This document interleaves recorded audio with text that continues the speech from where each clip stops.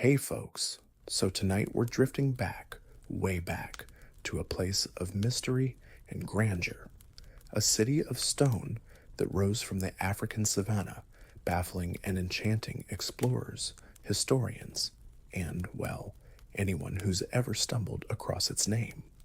Imagine, if you will, the sun dipping below the horizon, painting the vast grasslands in hues of orange and purple. You're standing before monumental stone walls, impeccably crafted, rising high without a speck of mortar to hold them together. This is Great Zimbabwe, an enigmatic stone city, the heart of a lost African kingdom.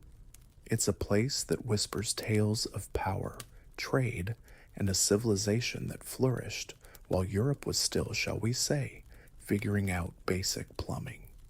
Frankly, given the sanitation standards of the medieval world elsewhere, you probably wouldn't have survived visiting those other places, let alone thriving in this sophisticated southern African hub.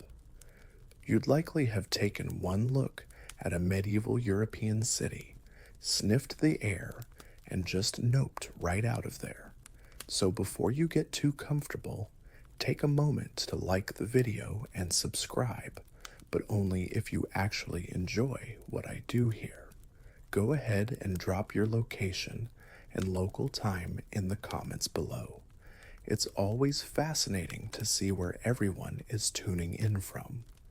Now turn off the lights, turn on your fan for some gentle noise, and let's begin tonight's journey together. You find yourself standing on a vast plateau, the air surprisingly cool for southern Africa.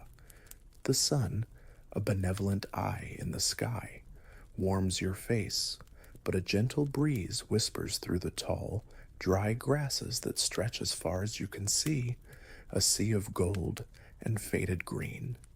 This is the Highveld, a place of rolling hills and scattered granite outcrops, ancient stone behemoths that have watched the ages turn. It's a landscape that feels both exposed and secretive, open to the vast Scustus, but dotted with copies, those little hills that could hide anything. And hidden here, nestled between these rocky sentinels, are the ruins of a city that once pulsed with life. Your first encounter is with the hill complex, and it's a bit of a climb. You're not exactly scaling Everest, but the path is uneven, worn smooth by centuries of feet, and perhaps the occasional misplaced goat. As you ascend, the air grows thinner, cooler. The stones beneath your feet are weathered, ancient, each one seemingly chosen with care. You reach the summit a little breathless, and the view is, well, it's why people build things on hills, isn't it? A panoramic sweep of the surrounding countryside, a strategic vantage point. But it's not just the view that captures your attention, it's the walls, massive curving structures of stacked granite blocks, fitted together with such precision that you can't slip a knife blade between them. There's no mortar, no cement, just sheer skill and an intimate understanding of stone. It's like a giant, incredibly sophisticated Jenga tower that's decided to stick around for a millennium. The Shona people, who are widely credited with building this marvel, were clearly masters of their craft. You run your hand over the cool, rough surface.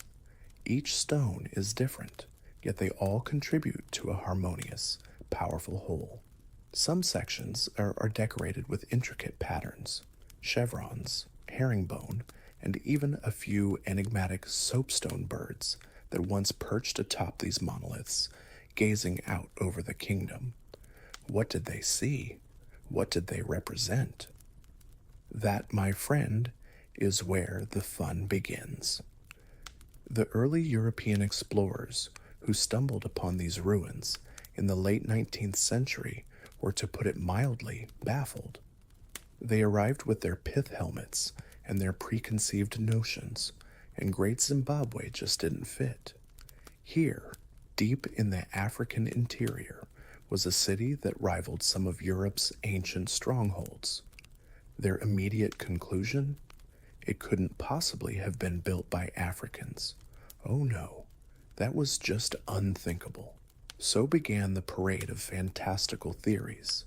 It had to be the work of the Queen of Sheba, or perhaps King Solomon's mines, conveniently relocated a few thousand miles south. Phoenicians, lost white tribes, ancient Egyptians on a very, very long holiday. Every explanation was considered, except the most obvious one. It's a classic case of looking for your keys everywhere except the pocket they're actually in.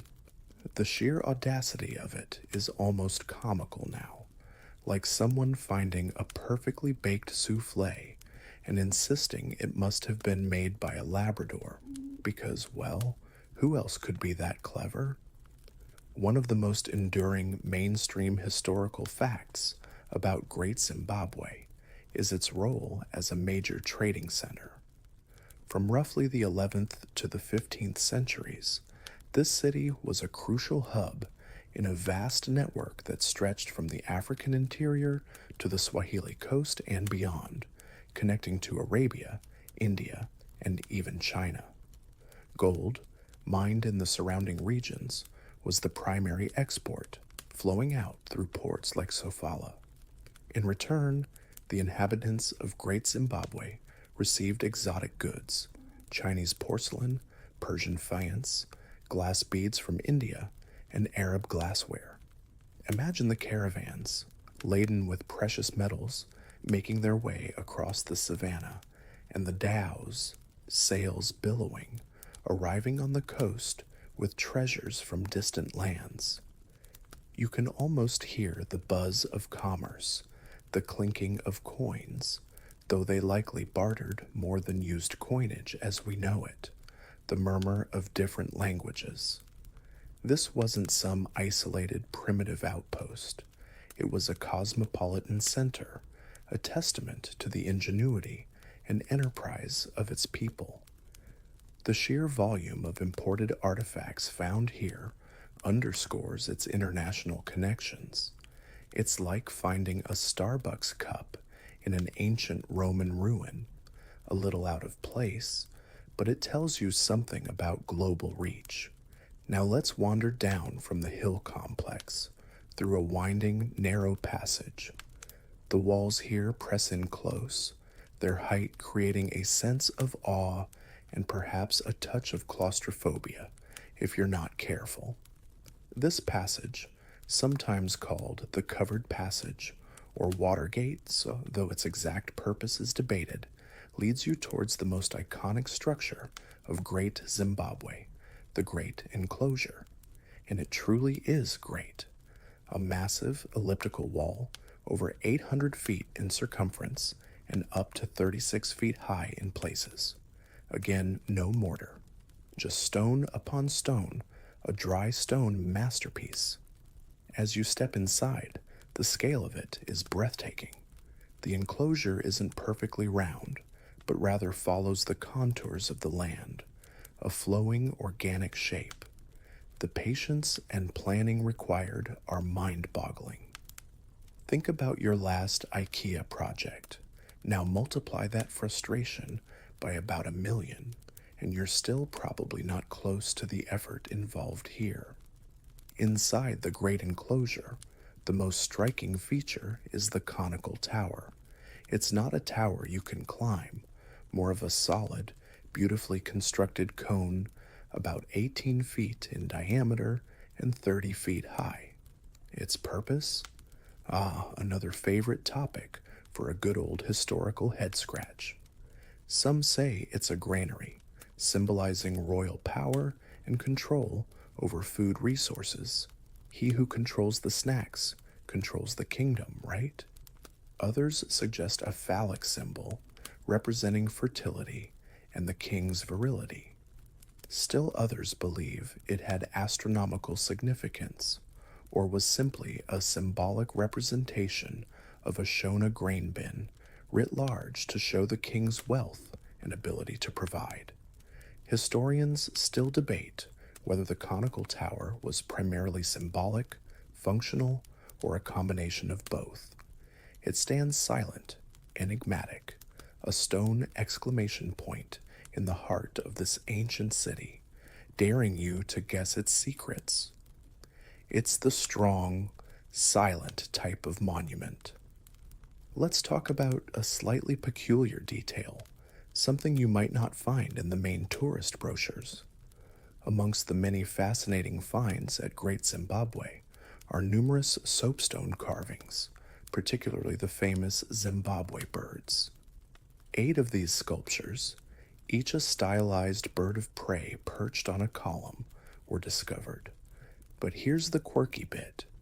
The style of these birds is quite unique, and their exact meaning remains elusive. They aren't eagles or vultures or any specific, easily identifiable bird. They are uniquely Zimbabwean. One popular theory suggests they represent the battler eagle, a bird considered a messenger of the gods and a symbol of ancestors in Shona cosmology. But what's particularly odd is that several of these birds were, shall we say, liberated, a polite term for stolen, in the late 19th and early 20th centuries. One ended up in Cecil Rhodes's Groot Schuur estate in Cape Town. It took decades and significant international pressure for some of them to be repatriated. Imagine the bird, carved centuries ago to watch over a kingdom, ending up as a colonial trophy. It's a bit like finding the Mona Lisa being used as a dartboard in a pub. Thankfully, most have now been returned, though the journey of these stone sentinels adds another layer to their mystique. The society that built Great Zimbabwe was hierarchical. The rulers and the elite likely lived within the hill complex and the great enclosure, separated from the general populace who resided in daga, a type of clay huts in the surrounding valley. You can almost picture the scene: the king, resplendent in gold and imported fabrics, holding court, while below, the city hummed with the activities of artisans, traders, farmers, and herders. Cattle were a significant source of wealth and status, much like having a really fancy car today, but, mooier. The sheer organization required to quarry the granite, transport it, without the wheel, mind you, and then construct these massive edifices speaks volumes about the social cohesion and the authority of the rulers. They weren't just piling rocks, they were building a statement of power, permanence, and identity. It's estimated that at its peak, Great Zimbabwe may have housed as many as 18,000 to 20,000 people. That's a respectable city size, even by later standards. Imagine the logistics: water, food, sanitation. It wasn't just a monument, it was a living, breathing urban center. One ongoing academic debate revolves around the exact nature of the state that built and inhabited Great Zimbabwe. Was it a centralized kingdom with a powerful, almost divine king? Or was it more of a confederation of influential chiefdoms, with Great Zimbabwe as its most important ritual and commercial center? The evidence can be interpreted in multiple ways. The scale of the monumental architecture certainly suggests a powerful central authority capable of mobilizing vast amounts of labor. The presence of exotic trade goods points to a ruling class that controlled long-distance commerce. However, the precise political structure, the mechanisms of succession, and the extent of the king's power over outlying regions are still subjects of scholarly discussion. Some argue for a highly stratified society, while others propose a more nuanced model where the king's authority was perhaps more persuasive and ritualistic than absolute and coercive. It's like trying to reconstruct the rules of an ancient board game when all you have are a few of the pieces and a very worn out box. You know it was important, you know people played it, but the exact gameplay? That's where the historians get to have their fun, arguing over the instruction manual that no one can find. As you continue to explore, moving away from the grandeur of the great enclosure and into the areas where the common folk lived, the landscape changes. The stone gives way to the remnants of Daga huts, their circular foundations still visible. It's a reminder that this wasn't just a city of kings and priests, but of ordinary people living out their lives, raising families, plying their trades. You can almost smell the wood smoke from their cooking fires, hear the chatter of daily life, the laughter of children. These areas, often referred to as the Valley Ruins, are less imposing but equally important for understanding the full scope of the settlement. The craftsmanship here is more utilitarian, but it speaks of a well-established community. It's like the difference between the White House and the suburbs around D.C., both essential to the story. The sheer amount of stone moved to create Great Zimbabwe is staggering. Geologists have estimated that over 1 million granite blocks were quarried from the surrounding hills. And remember, this was all done without draft animals in the early phases, and certainly without modern machinery. It was human muscle, human ingenuity, and an incredible amount of perseverance. Imagine the sound, the constant chipping and hammering, the grunting of men lifting heavy stones, the careful placement one by one. It must have been a construction site to rival any in the ancient world, and they weren't just any stones. The builders specifically chose granite that exfoliates, meaning it naturally peels off in layers, making it easier to quarry manageable blocks. Smart. Work smarter, not harder, even in the 11th century. You've got to admire that kind of long-term planning. They weren't just winging it. One peculiar detail often overlooked is the acoustic properties of some of these stone structures. Within certain enclosures, and particularly around the hill complex, sounds can carry in unusual ways. A conversation held at normal volume in one area might be clearly audible in another, supposedly secluded spot. Or conversely, areas that seem open might have dead spots where sound doesn't travel well. Whether this was intentional, a byproduct of the construction methods, or just a happy accident is unknown. But imagine the possibilities for a ruler wanting to overhear conversations, or for priests wanting to create an aura of mystery and omnipresence. The walls have ears might have been literally true here, or maybe it was just good for eavesdropping on whether your neighbor was planning to borrow your prize cow without asking.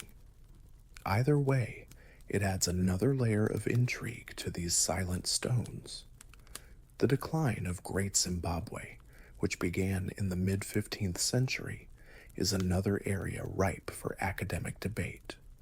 Why was this magnificent city, the center of a thriving kingdom, eventually abandoned? There's no single universally accepted answer. Theories abound.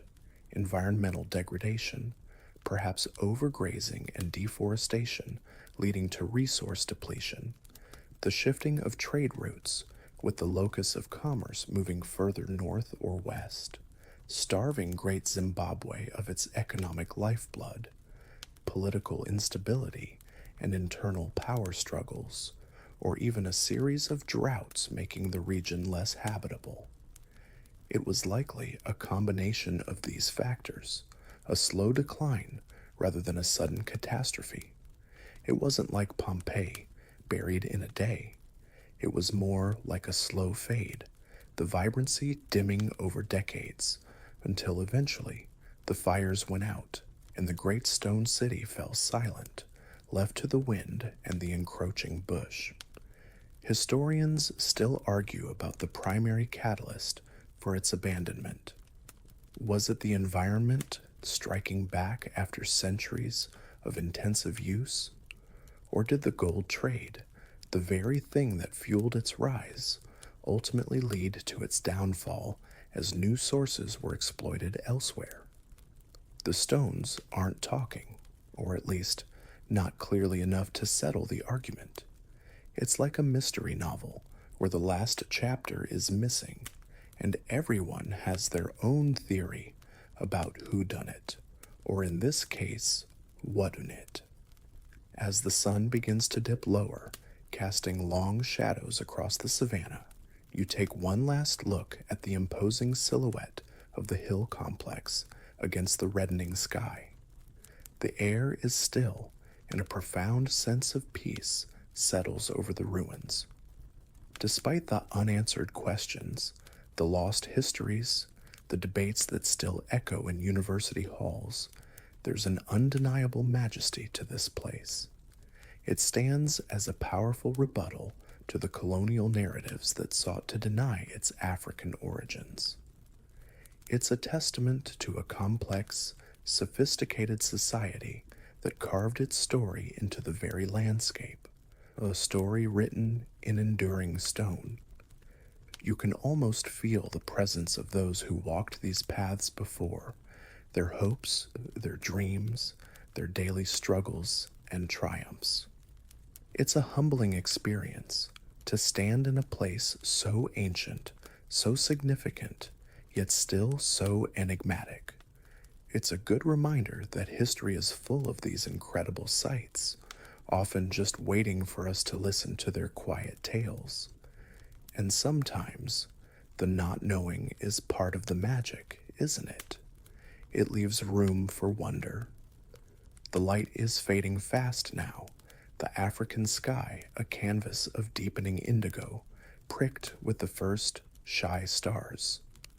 You've explored the monumental, the public faces of great Zimbabwe, but now you feel a pull to understand the heartbeat of the city, the lives of the thousands who called this stone metropolis home. You imagine drawing a warm cloak around you, the night air carrying the scent of distant wood smoke and the earthy aroma of the cooling granite. Let's step back, not just in place, but deeper into the rhythm of its bygone days. You're walking through the valley ruins again, but this time you're trying to picture them not as ruins, but as a bustling residential area. The circular stone foundations you saw earlier now support conical thatched roofs, smoke curling lazily from their apexes. These are the homes of the ordinary citizens, the farmers, the herders, the artisans, the traders who perhaps didn't deal in shiploads of Chinese porcelain, but in the everyday necessities of life. The walls here aren't the towering defensive structures of the hill complex or the great enclosure, but lower, delineating family compounds, kraals for precious cattle, and perhaps small garden plots. It's a more intimate scale, a place of community. You can almost hear the murmur of evening conversations, the sound of grinding stones as women prepare the evening meal, the distant lowing of cattle being secured for the night. It's a scene of domesticity, a reminder that even in the shadow of great power, life unfolds in familiar patterns. It probably wasn't all high-stakes gold deals and royal pronouncements. Someone still had to take out the ancient equivalent of the trash and argue about whose turn it was to fetch water, a mainstream historical fact that underpins the understanding of life here is the central importance of cattle. To the Shona people, and indeed many cultures in southern Africa, Cattle weren't just livestock, they were a repository of wealth, a symbol of status, and a crucial element in social and religious life. The number of cattle a man owned determined his standing in the community, his ability to marry, as cattle were central to rura, or bride wealth, and his capacity to offer sacrifices to the ancestors.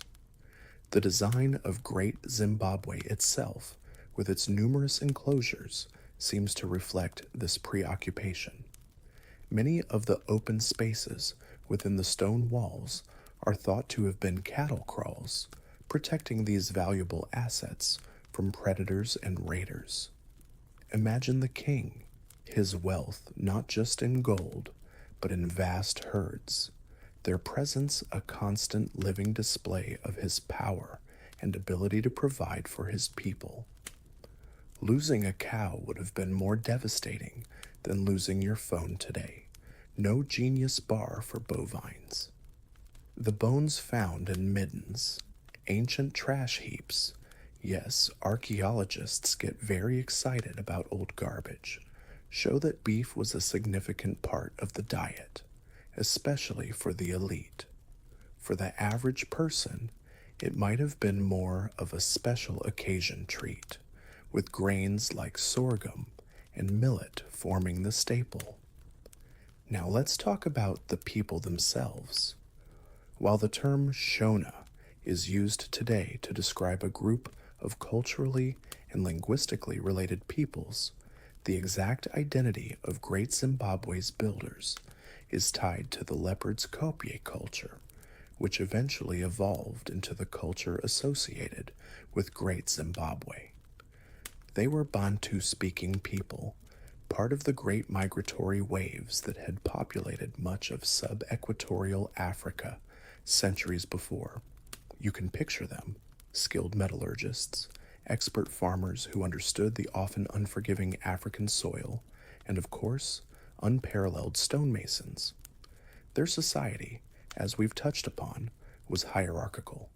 At the top, a king, possibly seen as having a semi-divine status, a vital link between the people and the spiritual world. Below him, a complex structure of nobles, ritual specialists, the priests, if you will, provincial chiefs, and commoners. It's likely that lineage and clan affiliation played a huge role in one's position and opportunities. It wasn't exactly a pull yourself up by your bootstraps kind of society. Who your great-great-grandpappy was mattered a great deal. Think about the skills on display, not just the monumental architecture, but the finer crafts. Archaeologists have unearthed a wealth of pottery, from utilitarian cooking pots to more finely decorated wares. The styles evolved over the centuries, providing valuable clues to dating different occupation layers. Then there's the metalwork. Gold, of course, was fashioned into beads, foil, and other adornments. But iron was arguably more crucial for daily life, tools for agriculture, weapons for hunting and defense. The smiths who could transform ore into iron held a special, almost mystical status in many African societies, and it was likely no different here. Imagine the glow of the forge, the clang of hammer on metal, the smith, muscles gleaming with sweat, coaxing useful objects from the raw earth. These weren't just laborers, they were artists and engineers, their skills passed down through generations.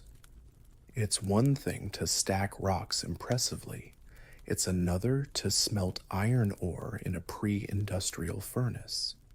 That takes some serious know-how, the kind you don't just pick up from a YouTube tutorial. Let's delve into a peculiar detail, the presence of so-called phallic monoliths and decorations. Alongside the conical tower, which some interpret as phallic, other smaller stone monoliths and patterns within the stonework have been given similar interpretations by some archaeologists, suggesting fertility cults or symbols of male authority and lineage. It's a sensitive subject, and interpretations vary wildly.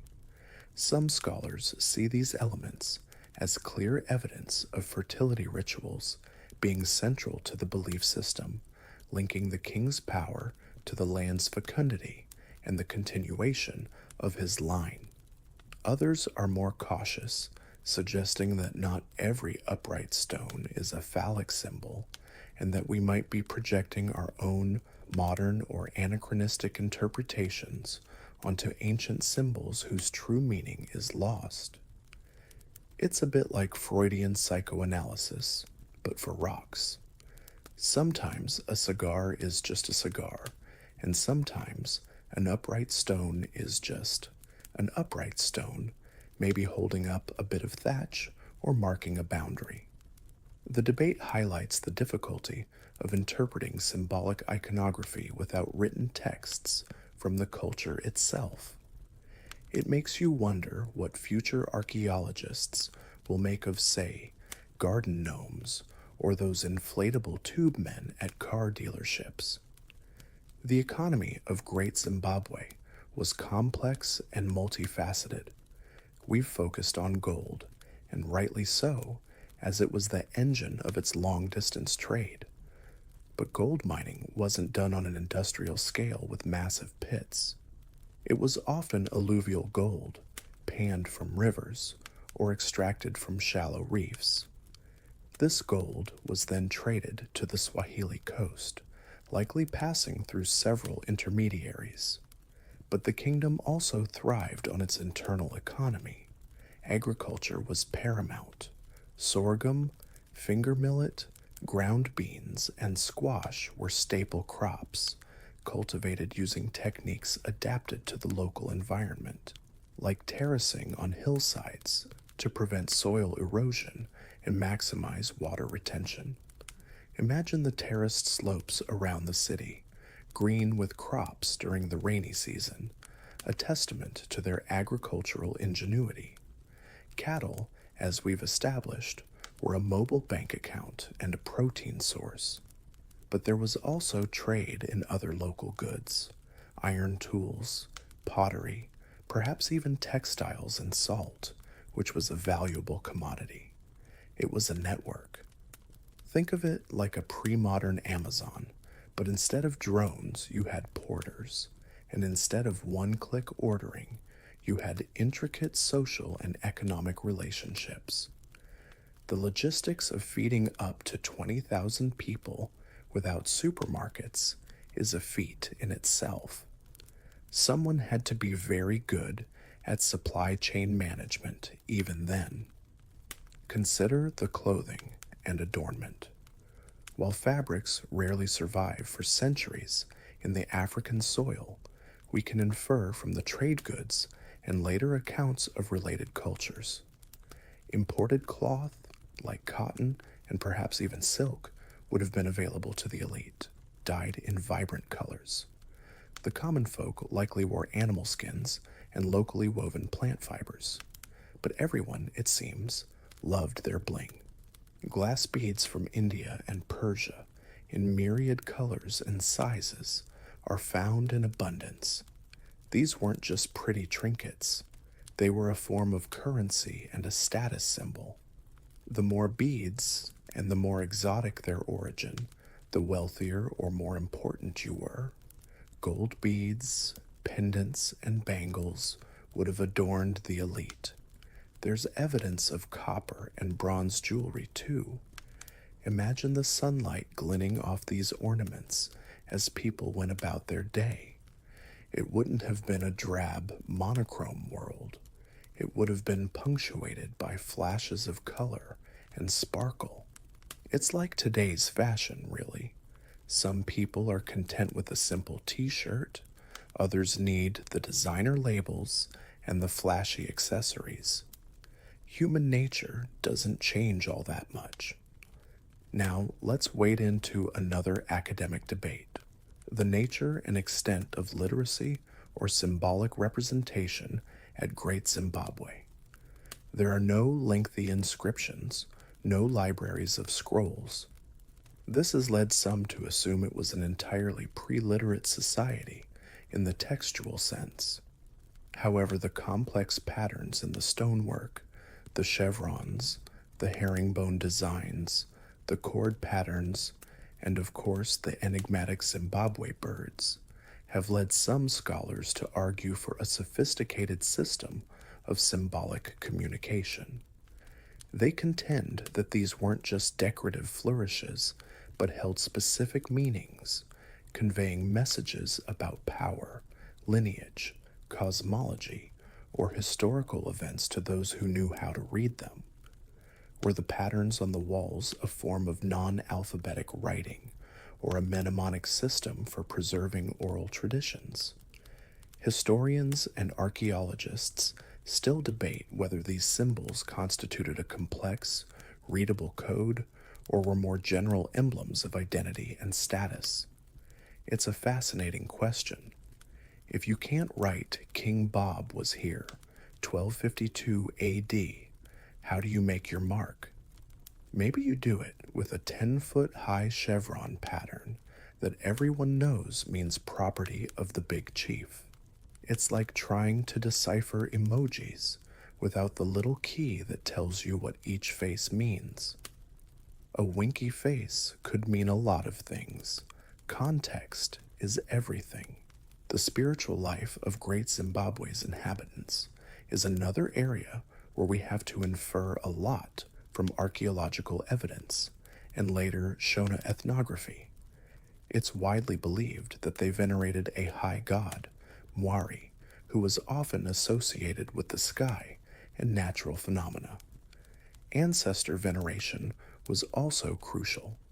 The spirits of deceased ancestors were believed to influence the lives of the living, acting as intermediaries between the people and Mwari.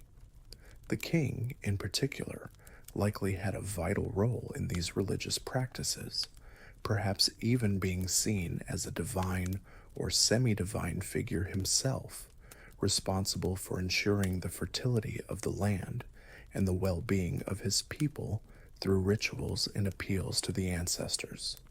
The soapstone birds, often interpreted as representing messengers to the spirit world or symbols of ancestral kings, fit into this picture.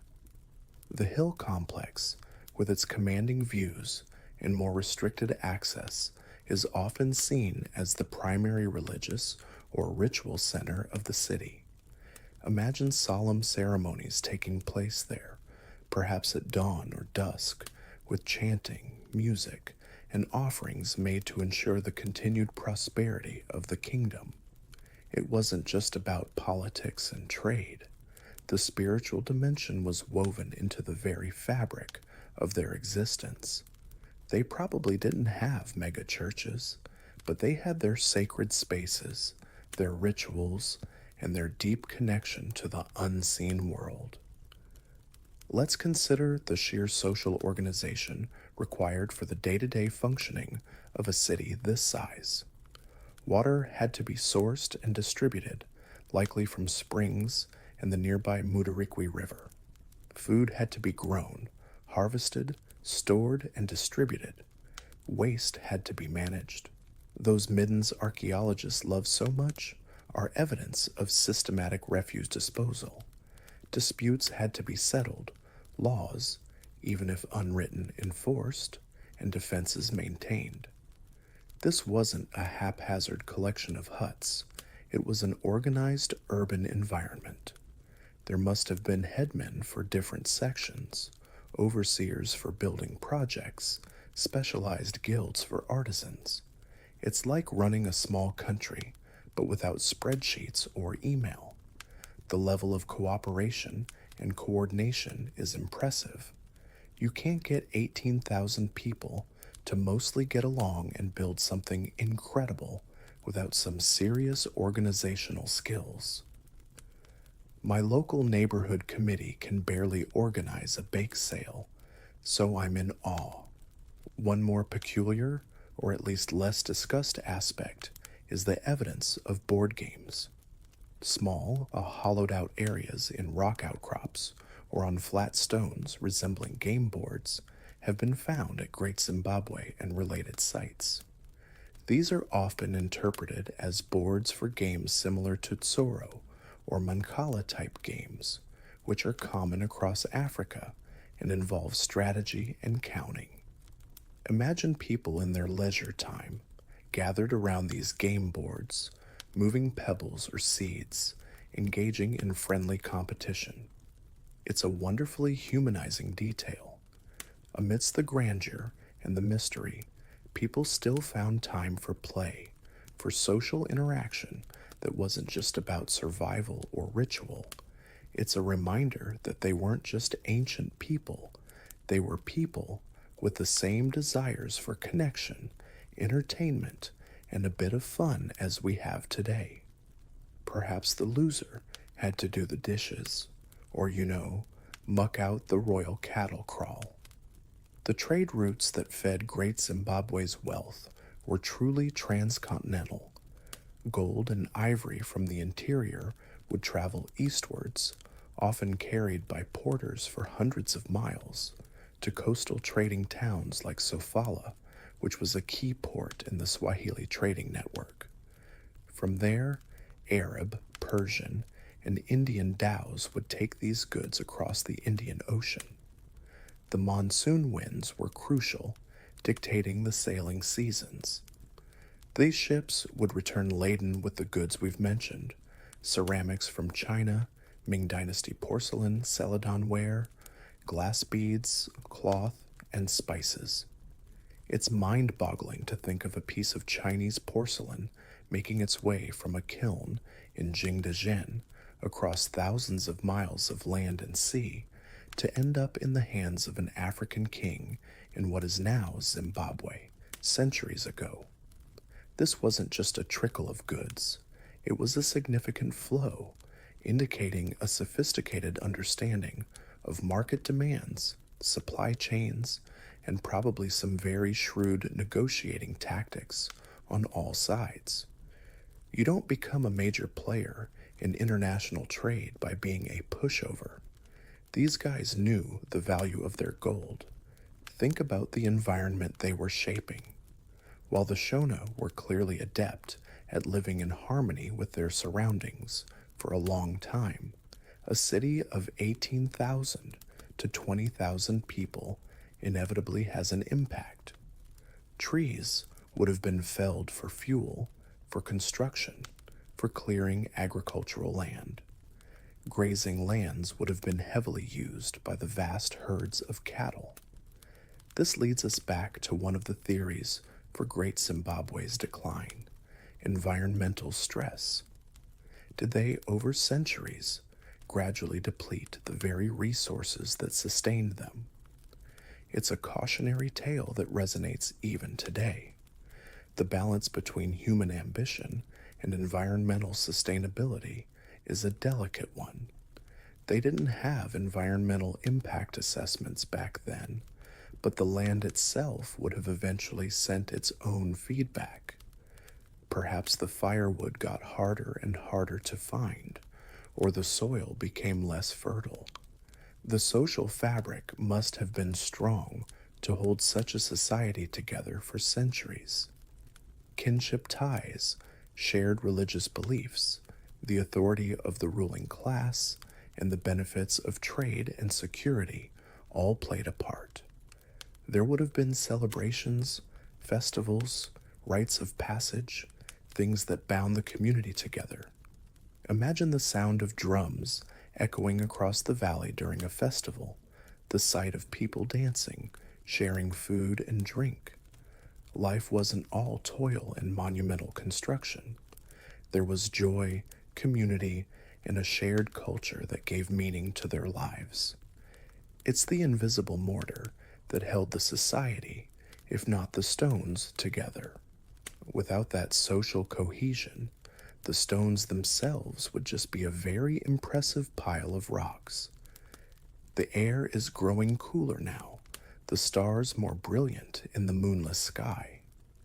You feel a sense of having peeled back a few more layers of Great Zimbabwe's story, moving beyond the awe of the architecture to glimpse the lives, the systems, and the beliefs of the people who created it.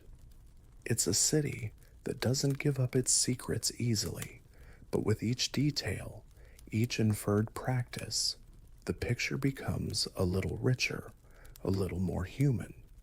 The echoes of their laughter, their arguments, their prayers, and their work seem to linger in the still night air, a testament to a civilization that thrived, innovated, and left an indelible mark on the African landscape. They were a people of stone and spirit, of commerce and cattle, whose legacy continues to fascinate and inspire. The deepest part of the night has settled upon the high veld. The stars are like scattered diamonds on black velvet, and a profound silence envelops the ancient stones of Great Zimbabwe. You draw your imaginary cloak tighter, the cool air carrying a hint of melancholy as you contemplate the inevitable question. Why did such a vibrant, powerful city fade away? No civilization, no matter how grand, lasts forever, and Great Zimbabwe is no exception. Its decline, like its rise, is a complex story, a tapestry woven with many threads. You find yourself wandering, almost like a ghost, through the now empty enclosures. The wind whispers through the gaps in the stone walls, a mournful sigh that seems to echo the departure of its people. By the mid-15th century, around the 1450s, the bustling capital began to lose its prominence. This wasn't a sudden, cataclysmic event, not an overnight disappearance like the Roanoke colony, leaving only cryptic clues. Instead, it seems to have been a gradual process, a slow emptying out over several decades. Imagine the activity slowing, the market stalls becoming less crowded, the great construction projects ceasing.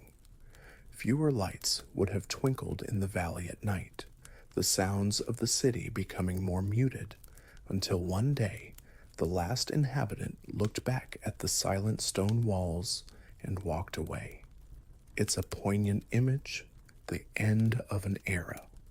Perhaps they didn't even realize it was the end at the time, just a move to better pastures, better opportunities.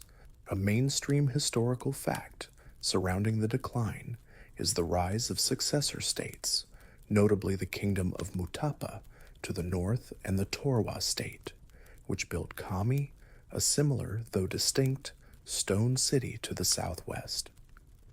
As Great Zimbabwe's influence waned, power dynamics in the region shifted. It's thought that some of the ruling elite, or perhaps rival factions, migrated and established these new centers. Mutapa, for instance, became a major player in the gold trade with the Portuguese, who began to make their presence felt on the coast from the late 15th century onwards. Kami, with its intricately terraced walls and beautifully decorated platforms, carried on the stone building tradition, albeit with its own unique architectural style. So the legacy of Great Zimbabwe didn't simply vanish, it evolved and dispersed. It's like when a big company downsizes its headquarters, but its skilled employees go on to found successful startups elsewhere. The spirit of innovation and organization lived on. The reasons for this shift are, as we've touched upon, multifaceted. Environmental degradation is a strong contender. Centuries of intensive agriculture, cattle grazing, and tree felling for fuel and construction would have inevitably taken their toll on the local environment. Imagine the soil becoming exhausted, the forests receding, water sources becoming less reliable. For a large population, this would have been critical. It's the classic Malthusian trap, perhaps, where population outstrips resources. They didn't have crop rotation scientists or sustainable forestry advisors back then, just the hard lessons taught by a depleted landscape. Then there's the shifting of trade routes. The gold trade was the lifeblood of great Zimbabwe's elite. If new gold fields were discovered further north or west, or if the Swahili traders on the coast found more convenient inland partners, the economic foundations of great Zimbabwe could have been eroded. It's like a modern town built around a single industry. If that industry moves or becomes obsolete, the town struggles. The rise of Mutapa, closer to the Zambezi River, which offered a new trade artery, seems to support this theory. The global market, even in the 15th century, was a fickle beast. One minute you're the go-to supplier, the next, someone else is offering a better deal or a shorter commute for the merchants. Internal political strife is another likely contributor. Succession disputes, rivalries between powerful factions, or a weakening of central authority could have destabilized the kingdom. Power struggles are hardly unique to any era or civilization.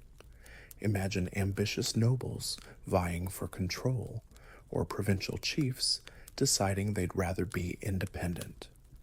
Such internal pressures could have made the kingdom vulnerable or simply encouraged people to seek their fortunes elsewhere, in places with more stable leadership or greater opportunities. It's hard to keep a large, complex state running smoothly forever. Eventually, someone important gets a bit too big for their britches, and things start to unravel. Let's consider a peculiar detail from the period after its main abandonment. While the great city itself was largely depopulated by the late 15th century, the site wasn't entirely forgotten or unused. Smaller groups of people continued to live among the ruins or in the vicinity for centuries. They were likely descendants, people who still held the place as sacred or significant. Early European explorers in the 19th century noted small villages within or near the stone structures. These later inhabitants often added to or modified some of the structures in minor ways, and their pottery and artifacts are found in the upper archaeological layers. It's a bit like people squatting in a once grand, now abandoned mansion. They might not have built it or understand its original grandeur, but they recognize it as a place of some importance, or at least good shelter. This continuous, albeit much reduced occupation complicates the archaeological picture sometimes, but also shows a lingering connection to the site. The period between its decline as a major center and its rediscovery by Europeans is a long one, roughly 4 centuries of relative quiet. The stone walls stood, slowly weathering, the bush encroaching. Oral traditions among the local Shona people undoubtedly preserved memories of the place, of its powerful rulers, its spiritual significance. They knew it was Zimba Zamabwe, houses of stone, or venerated houses, the term from which Zimbabwe derives. It wasn't lost to them. It was simply part of their ancestral landscape, a revered and perhaps somewhat feared place, imbued with the spirits of the past. It's like an old family heirloom kept in the attic. You know it's there, you know it's important, but you don't necessarily use it every day. Then came the 19th century and the arrival of European hunters, traders, and explorers into the interior of southern Africa. Adam Renders, a German-American hunter and trader, is often credited as the first European to see the ruins in 1867. He was, by all accounts, a bit of a recluse, living with the local people. He didn't exactly shout his discovery from the rooftops. It was Karl Mauck, a German geologist and explorer who visited in 1871 and publicized Great Zimbabwe to the Western world. And this is where things get complicated. Mauck, like those who followed him, was astounded by the scale and sophistication of the structures. And, as we mentioned in Act 1, he and many others simply couldn't accept that indigenous Africans could have built it. This led to the flurry of exotic, often outlandish theories: Phoenicians, Sabaeans, Egyptians, even a lost white tribe. It was a period of intense colonial expansion, and the idea of a sophisticated, ancient African civilization didn't fit the prevailing narrative that justified colonial rule. Admitting that Africans had built such a monumental city would have meant acknowledging a history and capability that colonialism sought to deny. It was easier to invent a mythical foreign origin than to confront their own prejudices. The mental gymnastics involved were truly Olympic level. This brings us to a major academic and indeed political debate that raged for decades: the authorship of Great Zimbabwe. The early investigations were often deeply flawed, driven by preconceived notions rather than objective archaeological practice. Figures like Richard Nicklin Hall in the early 20th century actively removed archaeological layers he considered Bantu or Kafir, a derogatory term, to get to what he believed were the ancient, i.e., non-African foundations. It was an act of archaeological vandalism, destroying crucial evidence in the service of a racist ideology. He was basically like a bad chef throwing out perfectly good ingredients because he didn't think they belonged in his preconceived notion of the dish. Fortunately, more scientific archaeology eventually prevailed. Gertrude Caton Thompson, a British archaeologist, conducted meticulous excavations in 1929. Her work, unlike many of her predecessors, was systematic and professional. Her conclusion, based on the archaeological evidence, including datable imported artifacts found in undisturbed contexts, was unequivocal. Great Zimbabwe was of indigenous African origin, medieval in date, and demonstrably built by the ancestors of the modern Shona people. It was a landmark finding, but the debate didn't die easily. The settler government of Rhodesia, as Zimbabwe was then known, continued to promote the idea of a foreign origin for decades, as it suited their political agenda of white minority rule. It was a way of denying the black African population a claim to a glorious past, and by extension, a legitimate claim to the land and its governance. It makes you realize how history isn't just about dusty old facts. It's a powerful political tool. Who controls the past often controls the narrative of the present.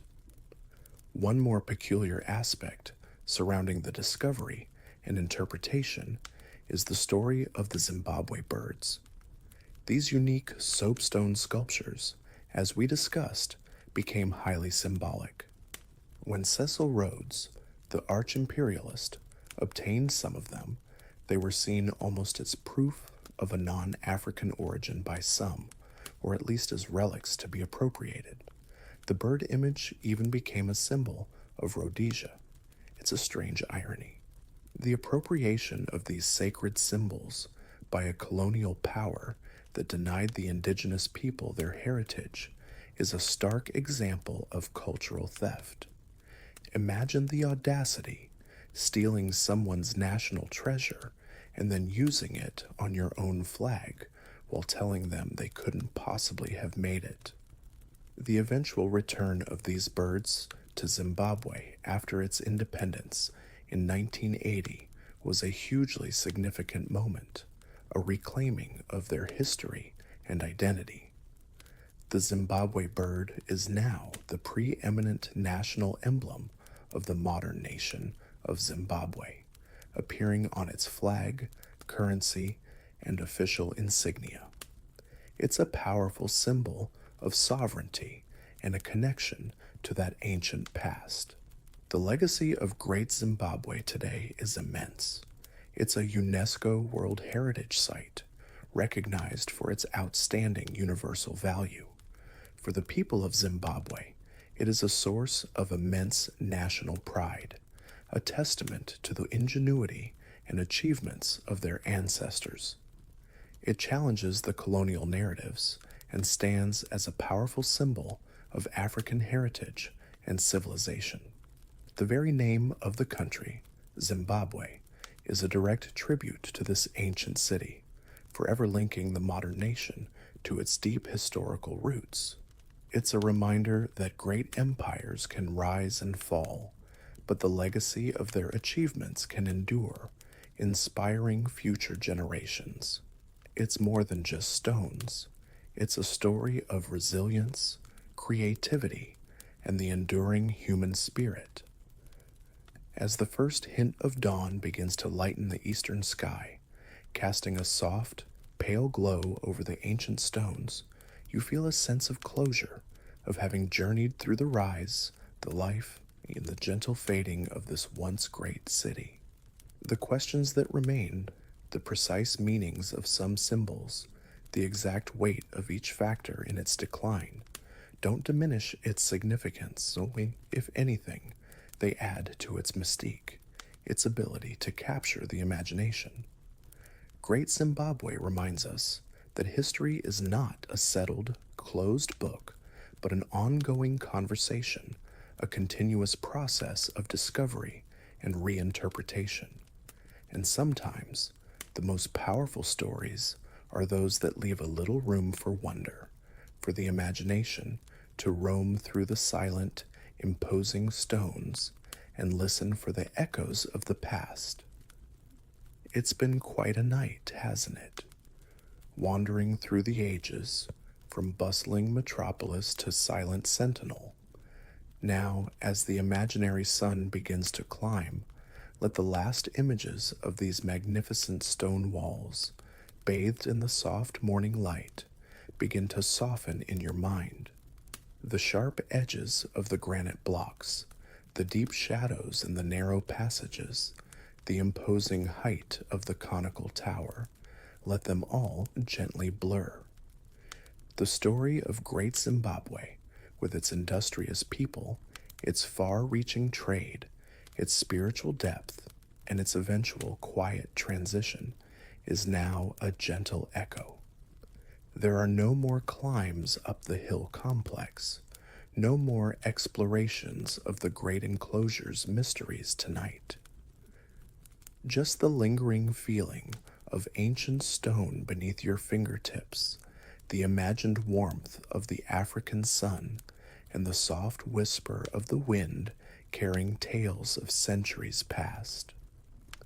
The debates of historians, the clinking of distant gold, the lowing of cattle, all these sounds are fading, becoming part of the quiet hum of the night around you.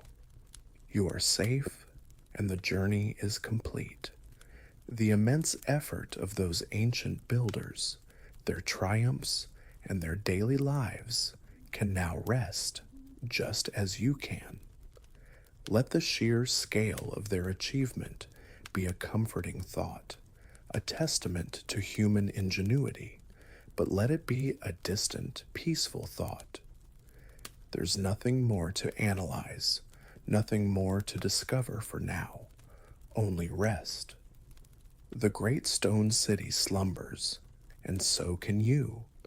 Feel the weight of the past lift, replaced by the lightness of impending sleep. The mystery remains, but it is a gentle mystery now, a lullaby in stone. Hey folks, so tonight we're venturing out onto the vast, windswept steppes of Central Asia, back to the tumultuous and fascinating 13th century. We're going to meet a figure who positively leaps from the pages of history, or rather, who would probably body slam those pages if they got in her way. Picture this: endless grasslands under a sky so big it feels like it could swallow you whole, the air crisp and carrying the scent of horses and distant campfires. Tonight, we're delving into the story of Kutulun, the Mongolian wrestling princess, a woman who defied every convention of her time and pretty much pinned them to the ground. She was a warrior, an athlete, and a woman who set her own terms for marriage, terms that involved a whole lot of grappling and a growing herd of horses. Frankly, given the era's rather robust approach to conflict resolution and the general lack of modern amenities like, say, indoor plumbing or a decent Wi-Fi signal, you probably wouldn't have survived this. Imagine trying to challenge her for her hand in marriage. You'd likely end up as a footnote in her long list of vanquished and slightly embarrassed suitors. So before you get too comfortable, take a moment to like the video and subscribe, but only if you actually enjoy what I do here. Go ahead and drop your location and local time in the comments below. It's always fascinating to see where everyone is tuning in from. Now turn off the lights, turn on your fan for some gentle noise, and let's begin tonight's journey together. You find yourself standing on an immense, rolling plain. The grass, a mixture of greens and golds, stretches to every horizon, rippling like a vast ocean in the ever-present wind. This is the heartland of the Mongol Empire, a domain built on horseback, fueled by conquest, and home to a people whose lives are inextricably linked with the rhythms of nature and the needs of their herds.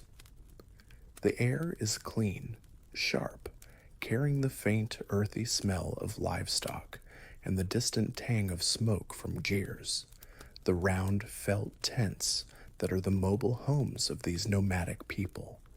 You can almost feel the rumble of hooves in the earth, a constant reminder of the cavalry that forged one of the largest empires the world has ever seen. It's a landscape that breeds toughness, resilience, and a profound sense of freedom. There are no fences here, no permanent roads to dictate your path, just the endless expanse and the arching sky. In this world of warriors and nomads, in the latter half of the 13th century, a truly remarkable woman comes into focus. Her name is Kutulun, and she's not your average princess, even by the formidable standards of Mongolian royalty. Born around 1260, she was the daughter of Kaidu, a cousin of Kublai Khan, and a powerful ruler in his own right. Kaidu controlled a significant chunk of Central Asia, including parts of modern-day Xinjiang, Kazakhstan, and Uzbekistan. He was a staunch traditionalist, often at odds with his cousin Kublai, who had embraced Chinese ways and moved the capital of the Mongol Empire to Khanbalik, modern-day Beijing. Think of it as a family feud, but with empires and armies instead of arguments over the TV remote at Thanksgiving. Kaidu was trying to keep it old-school Mongol, and Kutulun was very much her father's daughter. From a young age, you can picture her not secluded in a tent learning needlepoint, but out on the steppes. Mongolian children, both boys and girls, learned to ride horses almost as soon as they could walk. It was essential for survival, for herding, for warfare. You see young Kutulun, a small, determined figure, already at one with her pony, her hair flying in the wind as she gallops across the plains. She would have learned archery, another vital skill, practicing tirelessly, her arrows finding their mark with increasing accuracy. These weren't just hobbies, they were the tools of her trade, the foundational skills of a Mongol warrior. And then there was wrestling. Buk, Mongolian wrestling, is an ancient and revered sport, a test of strength, skill, and spirit. While women wrestlers weren't entirely unheard of, Kutulin didn't just participate, she excelled. She was strong, agile, and possessed an uncanny understanding of leverage and balance. Imagine her, even as a girl, challenging the boys, her laughter echoing as she sends yet another surprised opponent tumbling to the ground. She wasn't just breaking the mold, she was power-bombing it into oblivion. A mainstream historical fact about this era is the sheer extent and influence of the Mongol Empire. Founded by Genghis Khan in the early 13th century, it stretched from Eastern Europe to the Sea of Japan, from Siberia down to the Indian subcontinent and the Middle East. This empire facilitated the Pax Mongolica, a period of relative peace and stability along the Silk Road, which allowed for unprecedented cultural exchange and trade between East and West. Marco Polo, the famous Venetian traveler, made his journeys during this time, and it's partly through his accounts that we even know of Kutulin. So while Kaidu was resisting Kublai Khan, they were both part of this larger Mongol imperial system that reshaped the world. It's like a massive dysfunctional family business that somehow owns half the planet. As Kutulun grew into a young woman, her prowess became legendary. She wasn't just skilled, she was formidable. Contemporary accounts, including those by Marco Polo and Rashid al-Din Hamadani, a Persian historian, describe her as tall and powerfully built, a striking figure. Polo, who was in the service of Kublai Khan and therefore on the opposite side of Kaidu's political fence, still wrote of her with a kind of awe. He described her as so strong, so agile, that there was no young man in the whole kingdom who could overcome her. You can imagine the scene. Her father, Kaidu, a proud and powerful ruler, watching his favorite daughter outshine all the young warriors. He had 14 sons, but it was Kutulun who often rode by his side into battle, a trusted commander and a fierce fighter. She was his pride, his secret weapon, and probably the cause of more than a few headaches for enemy generals who underestimated the woman leading the charge. Wait, is that a princess? Oh dear. Now for a peculiar detail, something that adds a unique flavor to her story. The horses. Kutulin, it is said, declared that she would only marry a man who could defeat her in a wrestling match. Fair enough, a princess setting her standards. But here's the kicker. Any suitor who challenged her and lost had to forfeit a number of horses to her, typically 100. If, by some miracle, a suitor managed to defeat her, he would win her hand. Given her legendary skill, you can imagine this was a rather one-sided arrangement. Her herd of horses grew and grew, reportedly numbering over 10,000 at one point. 10,000 horses? That's not just a herd, that's an equine empire. It's a delightfully practical dowry system. If you think about it, she's either getting a husband who is truly her equal in strength, or she's becoming fabulously wealthy in horseflesh, which in Mongol society was serious capital. It's the ultimate win-win, or perhaps wrestle-win. You can almost hear the hopeful suitors lining up, each one thinking, she can't be that good, and then walking away 100 horses lighter, muttering about a sudden leg cramp. Her father, Kaidu, seems to have not only condoned this arrangement, but actively encouraged it. Perhaps he saw it as a way to keep his favorite and most capable daughter by his side, or maybe he genuinely believed no one was good enough for her. Or perhaps he just really enjoyed watching her collect horses. Whatever his motivations, Kutulun remained unmarried for a considerable time, her reputation growing with every defeated suitor and every new addition to her equine collection. She became a symbol of strength and independence, a woman who carved out her own destiny in a world largely dominated by men. She wasn't waiting for a prince to rescue her. She was too busy taking his horses. The society she lived in was one of constant flux and conflict. The Mongol Empire, while vast, was not a monolithic entity, especially after Genghis Khan's death. It was divided into several khanates, often ruled by his descendants who didn't always see eye to eye. Kaidu's resistance to Kublai Khan was a major fault line. Kublai, as Great Khan, had adopted many Chinese customs and was attempting to rule a sedentary empire. Kaidu, on the other hand, championed the traditional nomadic Mongol way of life, viewing Kublai's Sinicization as a betrayal of their heritage. This wasn't just a philosophical disagreement. It involved decades of warfare. Kutulun was right in the thick of it, riding into battle, advising her father, and becoming a key figure in his campaigns. Imagine the council of grizzled Mongol generals, and there's Kutulun offering tactical advice, her opinions respected not just because she was the Khan's daughter, but because she had proven herself on the battlefield. She probably had to deal with a bit of mansplaining from some old guard generals initially, but one can imagine she had ways of shutting that down pretty quickly, perhaps involving a friendly but firm headlock.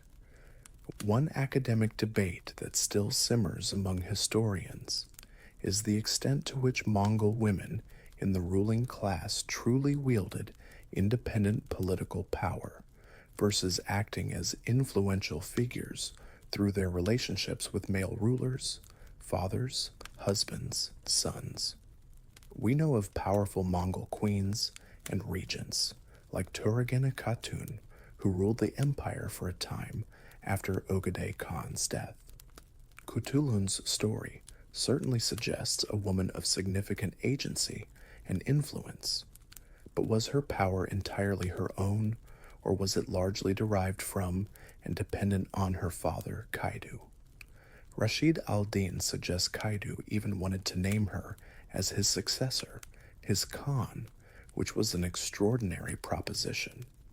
Historians still debate whether this was a genuine plan, how feasible it would have been given the patriarchal nature of Mongol succession, or if it was more a reflection of Kaidu's immense trust and affection for her, and perhaps a bit of a desperate move, given the quality of his sons, who by some accounts were a rather disappointing bunch.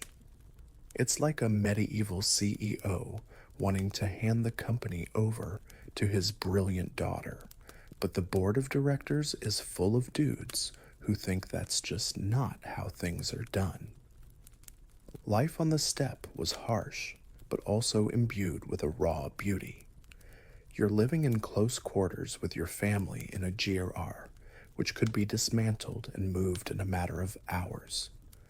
Your wealth is mobile, herds of horses, sheep, goats, and camels.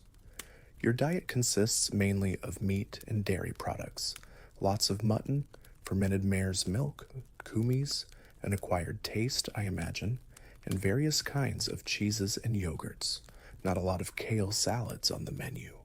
You're constantly aware of the weather, the changing seasons, the availability of pasture for your animals. It's a life that demands adaptability and a deep understanding of the natural world. Cthulhu would have been a master of this environment, as comfortable sleeping under the stars as in her father's grander campaign tent. She probably knew how to find the best grazing, how to predict a storm, how to survive in conditions that would make most modern city dwellers curl up and weep within an hour. Her fame wasn't just local. Thanks to travelers like Marco Polo, her story reached Europe, albeit in a somewhat romanticized or sensationalized form. Polo's account is the most famous Western source, and he presents her as this almost Amazonian figure, the beautiful and formidable warrior princess who bests all comers. It's possible he embellished some details for dramatic effect. Travelers' tales have a habit of growing taller with each telling, but the core of the story, her strength, her wrestling prowess, her defiance of conventional marriage, seems to be consistent across different sources, including the more sober accounts of Rashid al-Din. She captured the imagination of people from vastly different cultures, a testament to her extraordinary character. She was, in essence, a medieval superstar athlete, but her arena was the wrestling circle and the battlefield, and her prize money was horses, lots and lots of horses. I wonder if she had a special juror just for counting them. The training regimen for a Mongol warrior, which Cthulhu clearly embraced, was intense. It started in childhood with riding, archery, and wrestling, but also included endurance training, tactical learning, and the handling of various weapons, swords, lances, maces. They were expected to be able to ride for days on end, to survive on minimal rations, to fight effectively as part of a disciplined cavalry unit. The Mongol military machine was terrifyingly effective, and it was built on the skills and resilience of individuals like Cthulhu. She wasn't just playing at being a warrior.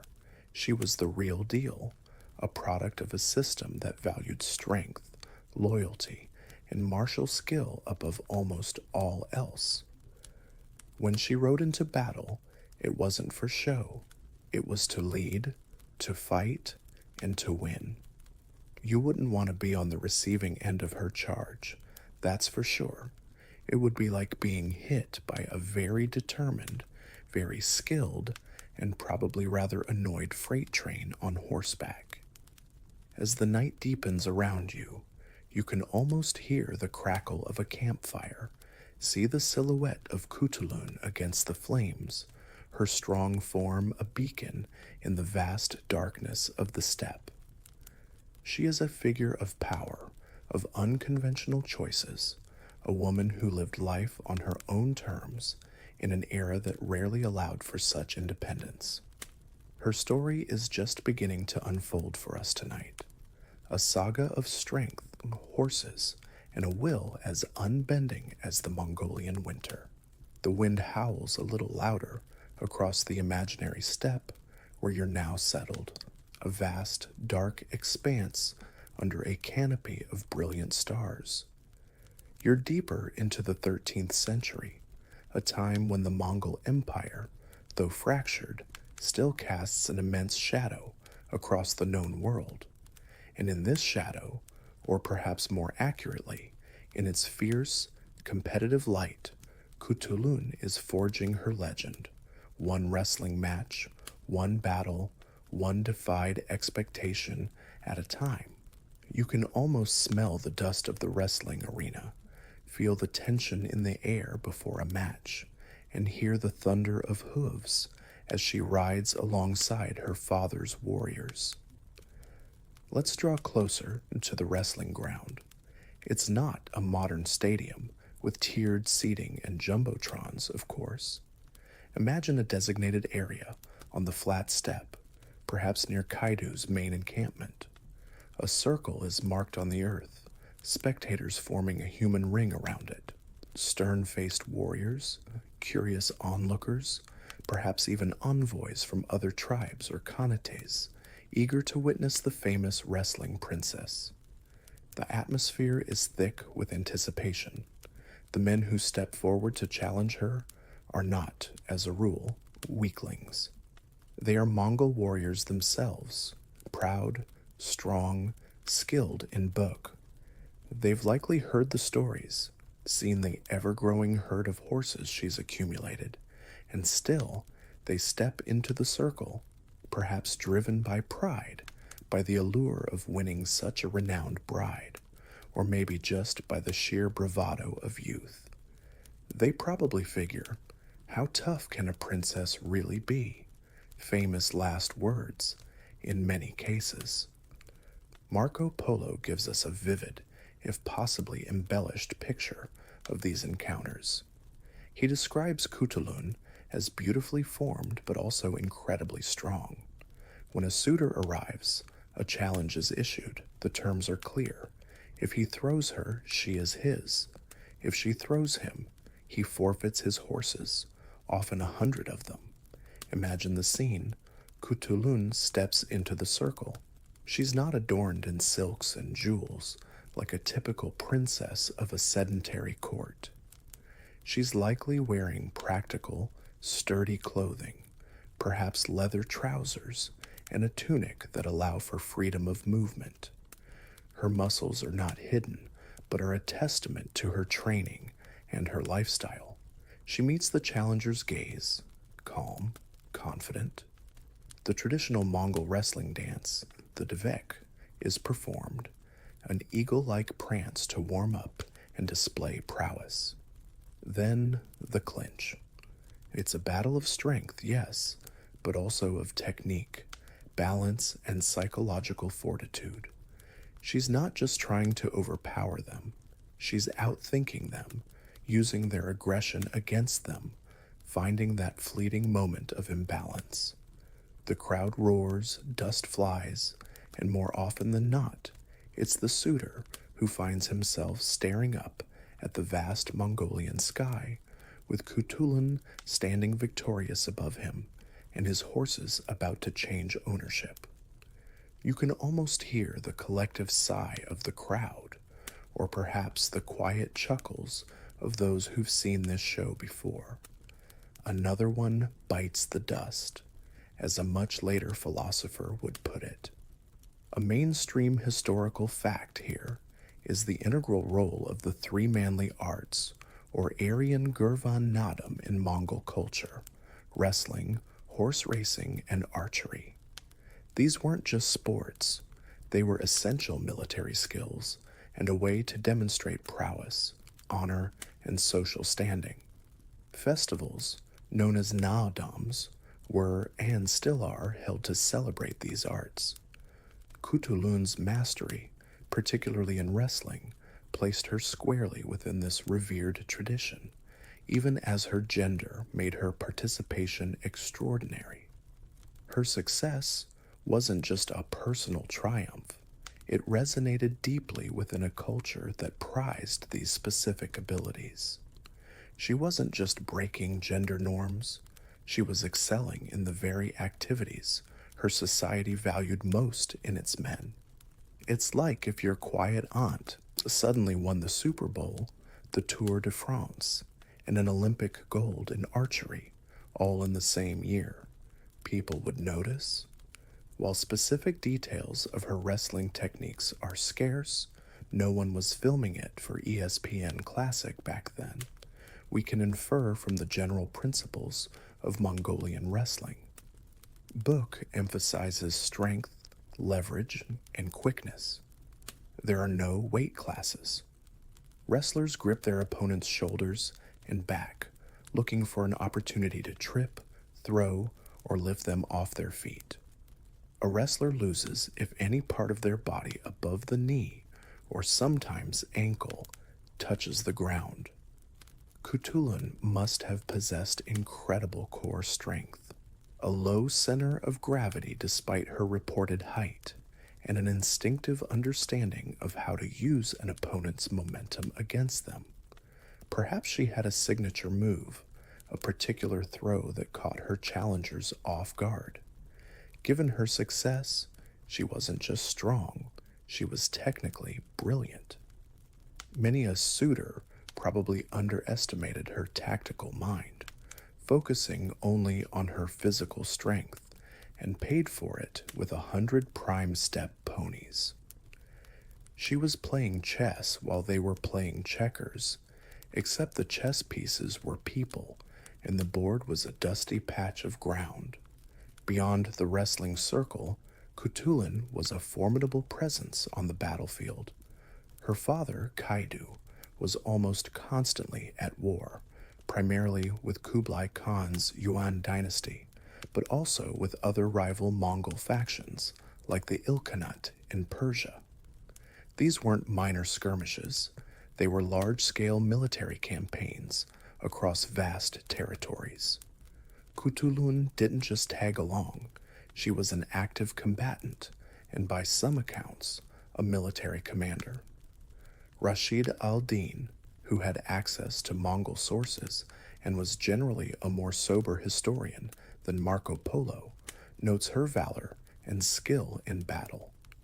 He describes her as often riding by her father's side, and even suggests that Kaidu would sometimes deploy her in a way that was both militarily effective and psychologically intimidating to the enemy.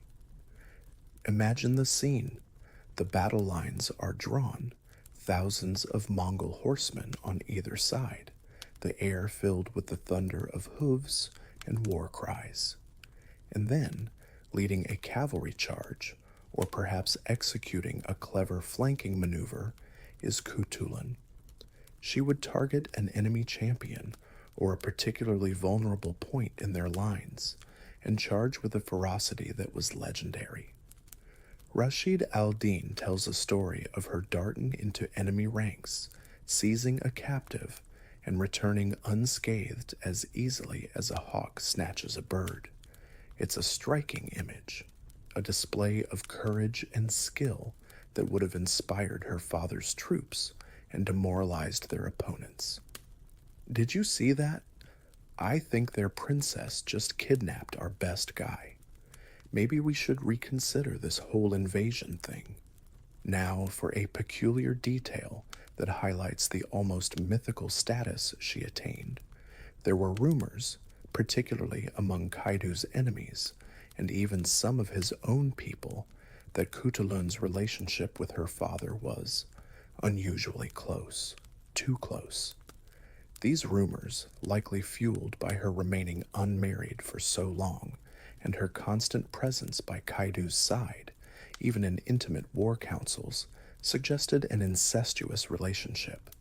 This was almost certainly slander, a common tactic in political struggles to discredit a rival. Kaidu and Cthulhu's close bond, his reliance on her and her unconventional status, made them an easy target for such malicious gossip. It's a rather unpleasant detail, but it underscores the challenges she faced.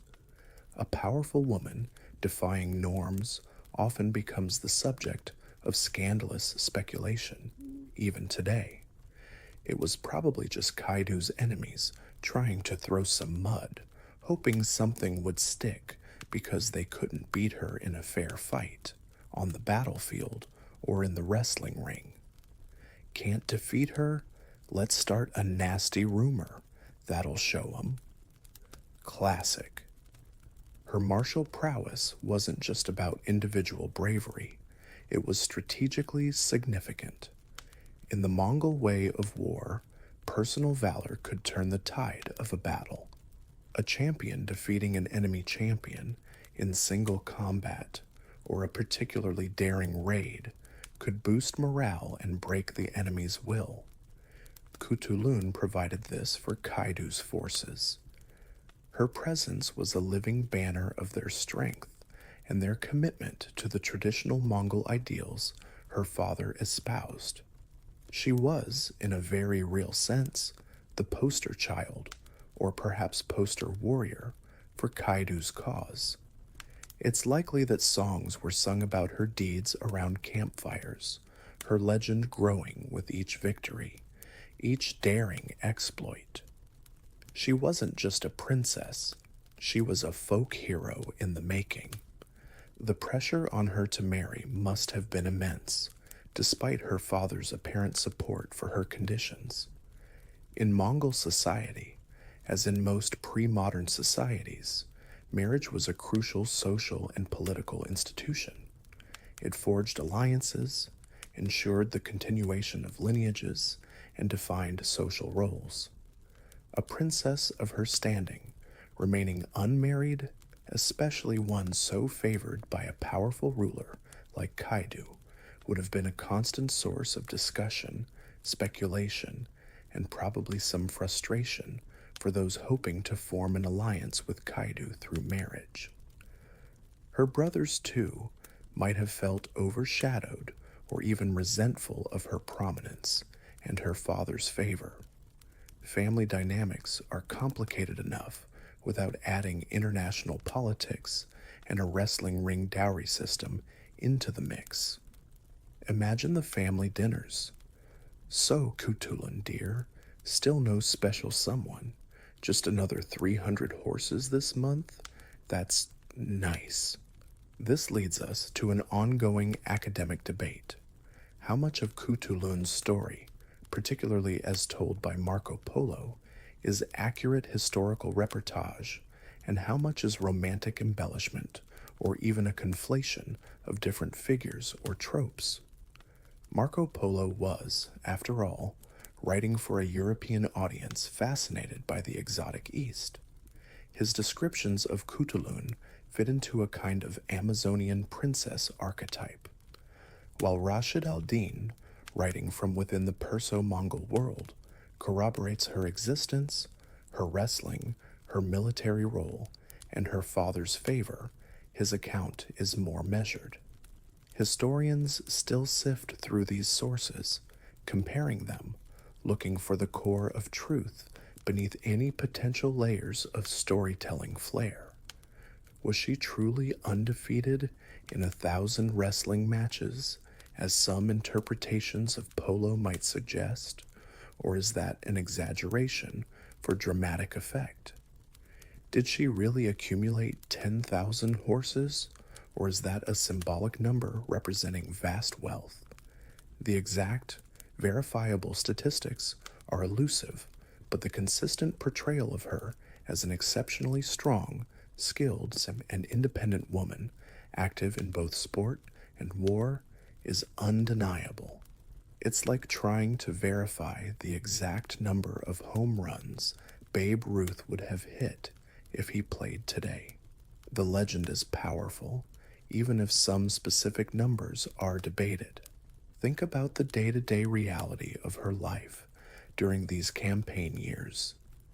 It wasn't all dramatic battles and triumphant wrestling matches. There would have been long, arduous journeys on horseback across scorching deserts and freezing mountain passes.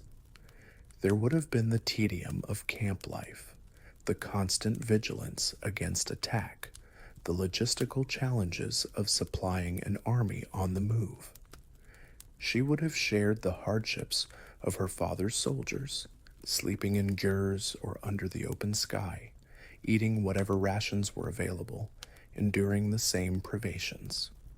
This shared experience would have forged a strong bond between her and the warriors she led or fought alongside. They wouldn't just respect her for her lineage or her father's favor.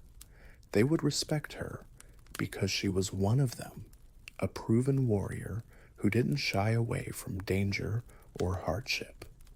She wasn't a general directing things from a comfortable tent miles behind the lines.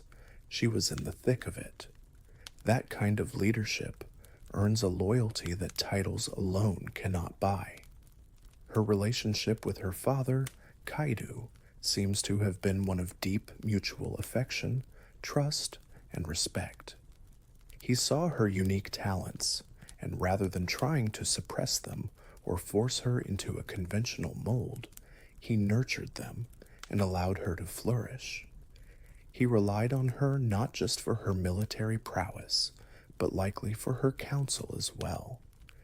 In a world of shifting alliances and frequent betrayals, having a daughter so fiercely loyal and demonstrably capable must have been an incredible asset. She was his staunchest supporter, a key pillar of his power in his long struggle against Kublai Khan. It's a rather touching picture in its own fierce Mongol way. The grizzled old Khan and his warrior daughter united against a world that was rapidly changing.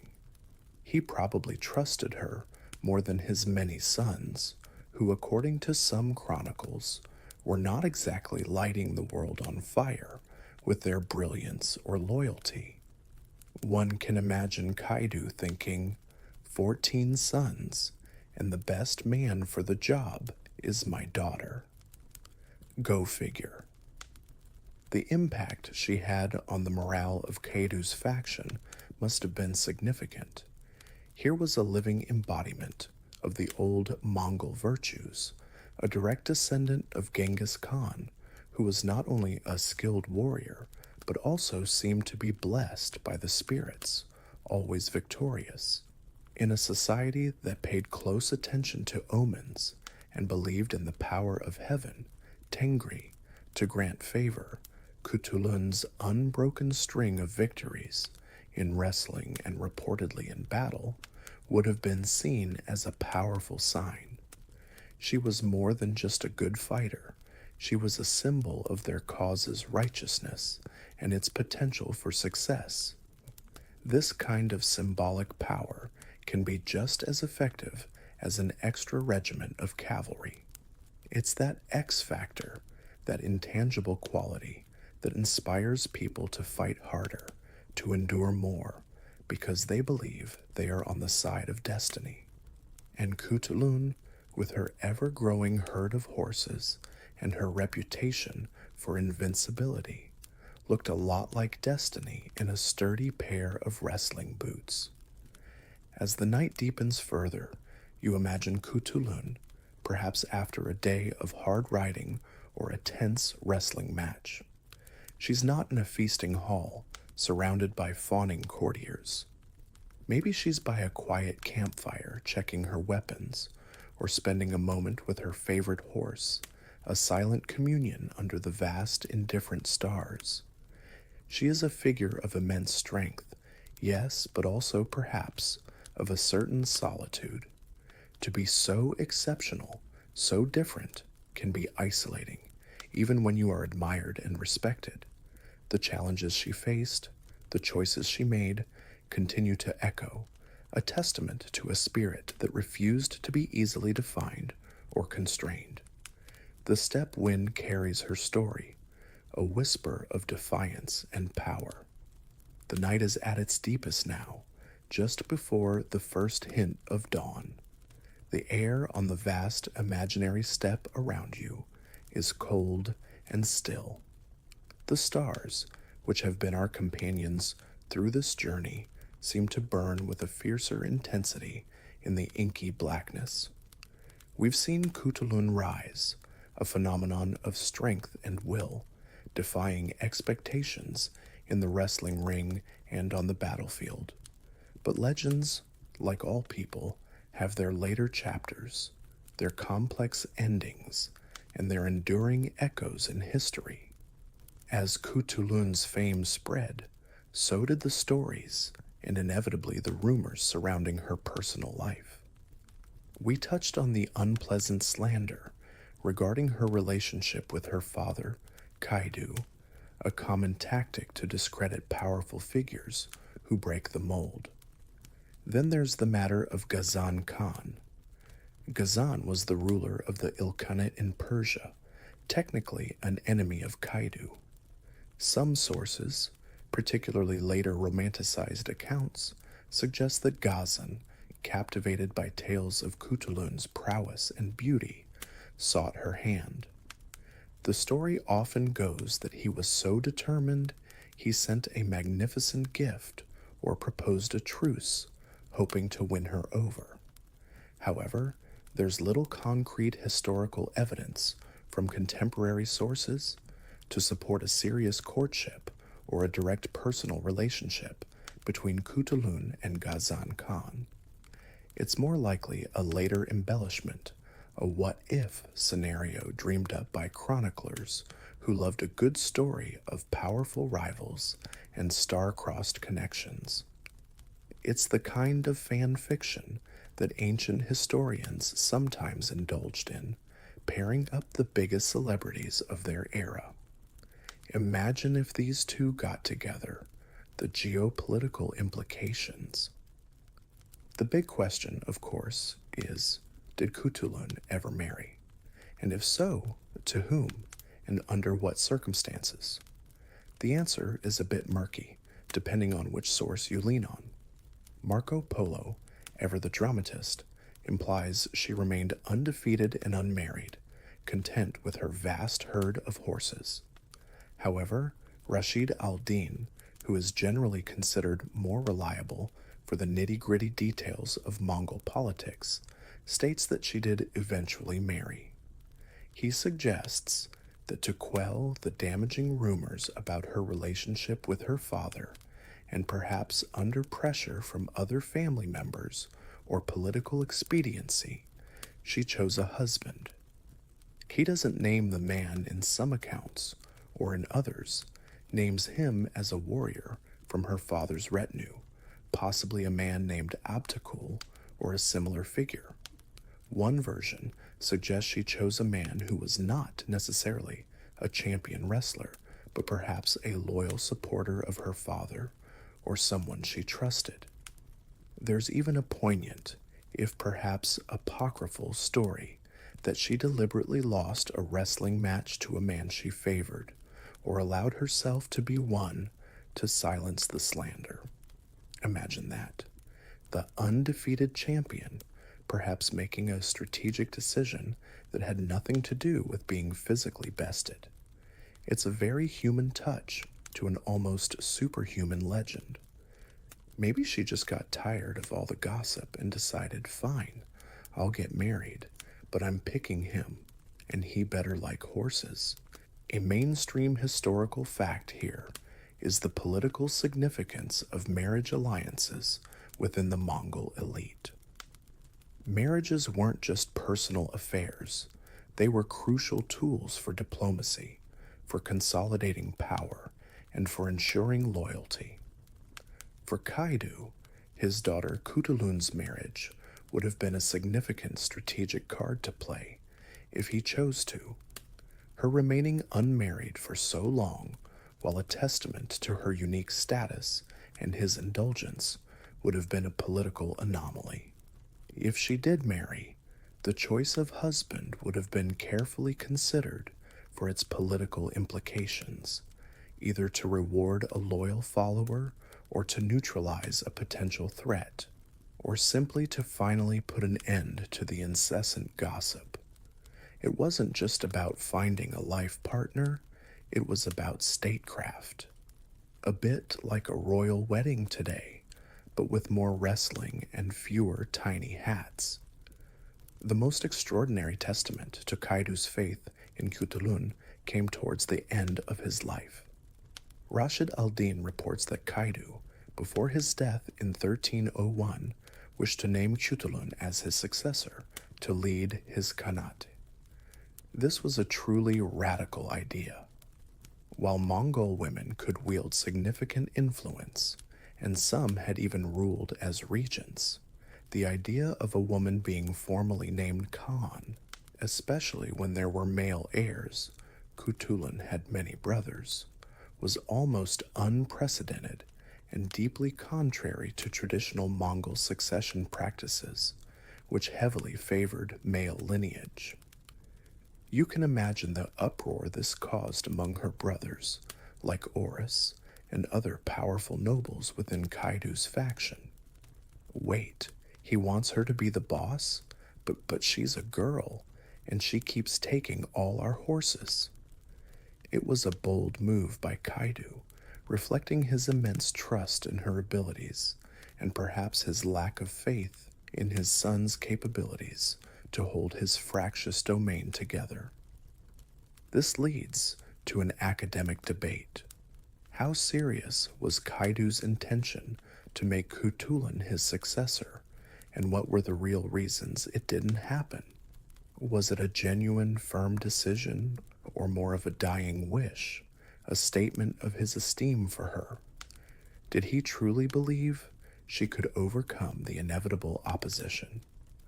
Most historians agree that while he may have expressed this wish, the political realities made it nearly impossible to implement.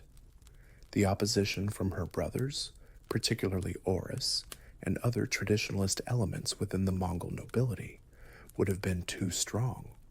The system was just too deeply patriarchal. After Kaidu's death, a Kurultai, a council of nobles, was convened, and ultimately one of her brothers, Oris, was chosen, though Kaidu had favored another son, Chapar, with Cthulhu's backing. The fact that Cthulhu supported Chapar and that there was a power struggle after Kaidu's death shows that she remained a significant political player, even if she couldn't claim the top spot herself. She might not have gotten the CEO position, but she was definitely a powerful voice on the board. What became of Cthulhu after her father's death? The sources are less clear on her later years. She had been her father's staunchest supporter and a key figure in his army and his political machinations. With him gone and his chosen successor Chapar eventually losing power to other rivals within the Ugadide lineage, her position would have become more precarious. She continued to support Chapar, her brother whom Kaidu had initially designated, in the ensuing power struggles. She remained a military commander, fighting for his cause. However, the tide was turning against Kaidu's faction. Kublai Khan's Yuan dynasty and its allies eventually gained the upper hand over the remnants of Kaidu's domain. It's a common story in history. The children of a powerful, charismatic leader often struggle to maintain the unity and influence their parent commanded. Her own death is recorded as occurring around 1306, just a few years after her father. The circumstances are not clearly detailed in the historical records. Did she die in battle, fighting for her brother's cause? Did she succumb to illness, or did she simply fade from the political scene as her faction's power waned? We don't know for sure. Her end, like parts of her life, is shrouded in the mists of time, leaving us to wonder. For someone who lives such a vibrant, well-documented life for the era, her final exit from the stage of history is surprisingly quiet. Perhaps, after a life of such constant struggle and exertion, she found a measure of peace in her final years, though it's hard to imagine Cthulhu ever truly being quiet. Now for a peculiar, or rather an enduring legacy detail. Cthulhu is widely believed to be the inspiration for the character of Turandot in Giacomo Puccini's famous opera. The Turandot story, which itself has Persian origins, in the Haft Paikar by Nizami Ganjavi, where the character is a Russian princess, features a proud, man-hating princess who challenges her suitors with riddles, executing those who fail. While the riddles are different from wrestling matches, the core idea of a formidable princess setting impossible challenges for her suitors with high stakes bears a striking resemblance to Cthulhu's tale as popularized in Europe, largely through François Petit de la Croix's early 18th century collection of Asian tales, which included a story of a Mongol princess who set athletic contests. It's fascinating how a real historical figure can transform through centuries of storytelling, morphing into a fictional character whose opera is still performed worldwide. Cthulhun, the horse-collecting wrestler, becomes Turandot, the icy, riddle-posing princess. It's quite a glow-up, or perhaps a glow sideways. It shows the lasting power of her archetype. Her true legacy, however, lies not in opera, but in what her life tells us about the Mongol Empire, about the roles of women within it, and about the human capacity for defying convention. She stands as a powerful example of a woman who achieved fame and influence in spheres traditionally dominated by men: warfare, politics, and elite sports. While the Mongol Empire was generally more progressive regarding women's roles compared to many contemporary sedentary societies, women could own property, inherit, and sometimes wield political power. Cthulhun was exceptional even by Mongol standards. She wasn't just a powerful woman behind the throne, she was on the front lines, in the council, and very nearly on the throne itself. She challenges our often monolithic view of women's lives in the pre-modern world. She reminds us that history is full of extraordinary individuals who broke the mold in ways we can barely imagine. She's a historical badass, plain and simple. The chroniclers who recorded her story, primarily Marco Polo and Rashid al-Din, are crucial to our knowing her at all. Marco Polo, the Venetian merchant, spent years in the service of Kublai Khan.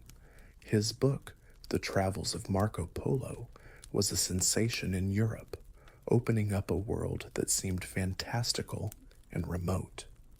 His account of Cthulhun, while perhaps colored by his flair for a good story, and his position as an outsider looking in and an employee of her father's main rival, brought her to Western attention. Rashid al-Din Hamadani, on the other hand, was a Persian Jewish vizier, physician, and historian who converted to Islam and worked for the Ilkhans in Persia, themselves descendants of Genghis Khan and at times rivals of Kaidu. His monumental work, Jami al-Tarawik, Compendium of Chronicles, is one of the most important single sources for the history of the Mongol Empire and the Ilkhanate period. He had access to Mongol oral traditions and official records, and his portrayal of Cthulhun is generally more grounded, focusing on her military and political role alongside her father. Without these men and others who copied and translated their works, Cthulhun's story might have been lost entirely, a forgotten whisper on the steppe winds. We owe them a debt for preserving the memory of this incredible woman, even if their perspectives were shaped by their own biases and the political currents of their time. As the first faint streaks of gray begin to lighten the eastern horizon in your mind's eye, the story of Cthulhun draws to a close. From a young girl mastering the arts of the steppe to a legendary wrestler, a feared warrior, a political force, and nearly a Khan in her own right, her life was a testament to her extraordinary spirit and the unique, often brutal, yet dynamic world of the Mongol Empire. She collected horses, defeated men, defied expectations, and left an indelible mark on the history of a people known for their toughness and their world-changing conquests. She was, in every sense, a true daughter of the Khans. Now, let the image of Cthulhun, perhaps standing resolute on the vast steppe, her gaze fixed on a distant horizon, begin to soften and fade. The wind that carried her legend across continents now becomes a gentle breeze, lulling you towards rest. The thunder of hooves, the shouts of the wrestling ring, the clang of swords in battle, all these sounds recede, replaced by the quiet stillness of the approaching dawn in your mind. Her strength, her determination, her untamed spirit, these qualities can now become a source of peaceful inspiration, a distant echo. There are no more challenges to meet tonight, no more empires to contest. Only the quiet comfort of your surroundings, the gentle rhythm of your own breaths. The vastness of the Mongolian steppe dissolves into the peaceful expanse of your own inner calm. Let the story of this remarkable princess, who carved her own path with such power and grace, be a soothing final thought. Her battles are over. Her journey is complete. And yours for tonight is leading you to a place of deep, untroubled sleep. Just let the story drift. Good night.